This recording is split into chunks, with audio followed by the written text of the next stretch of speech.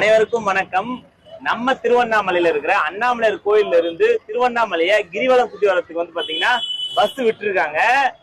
இந்த பஸ்ஸோட டைமிங் என்ன, எவ்வளவு நேரம் திருவண்ணாமலைய கிரிவலம் சுத்தி வருது இந்த பஸ், எந்தெந்த கோயில்லாம் வந்து சுத்தி காட்டுறாங்க அப்படின்னு சொல்லிட்டு பஸ்ஸோட அந்த டிரைவர் கிட்டே நம்ம கேட்டு எல்லாத்தையும் தெரிஞ்சுக்கலாம். என்ன வணக்கம்ண்ணா. வணக்கம் சார். இந்த பஸ்ஸை பத்தி சொல்லுங்கண்ணா. இந்த பஸ் வந்து எத்தனை மணிக்கு அண்ணாமலையார் கோயில்ல இருந்து கிளம்பும்? காலை 8 மணி முதல் நைட்டு 8 மணி வரை. காலை 8 மணில இருந்து நைட் 8 மணி வரைக்கும் உண்டு, சேவை உண்டு. கட்டணம் எல்லாம் இலவச பேருந்து. இலவசமா பக்தர்களுக்காக. ஆமா. இப்போ வந்து பாத்தீங்கன்னா இந்த பஸ்ல கிரிவலம் சுத்தி வரீங்களா, ஸ்ட்ரைட்டா கிரிவலம் சுத்தி வந்துருவீங்களா, அங்க இருக்கிற கோவில சுத்தி காட்டுவீங்களா?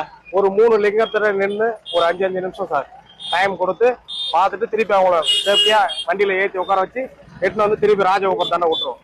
3 லிங்கத்தை சுத்தி காட்டுவீங்க? ஆமா, கம்பல்சரி. ஆனா மத்த லிங்கத்தெல்லாம் டைம் இருக்கும் போது அதிகம், டைமுக்கு ஏத்த மாதிரி பண்ணுவீங்க. இந்த சேவை மக்களுக்கு எப்படி இருக்கு? சிறப்பாக இருக்கிறது. சிறப்பா இருக்கு.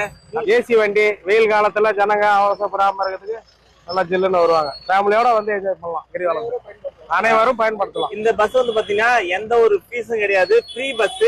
நீங்க வந்து பாத்தீங்கன்னா ஜாலியா வந்து பாத்தீங்கன்னா கிரிவலம் சுத்தி வரலாம்.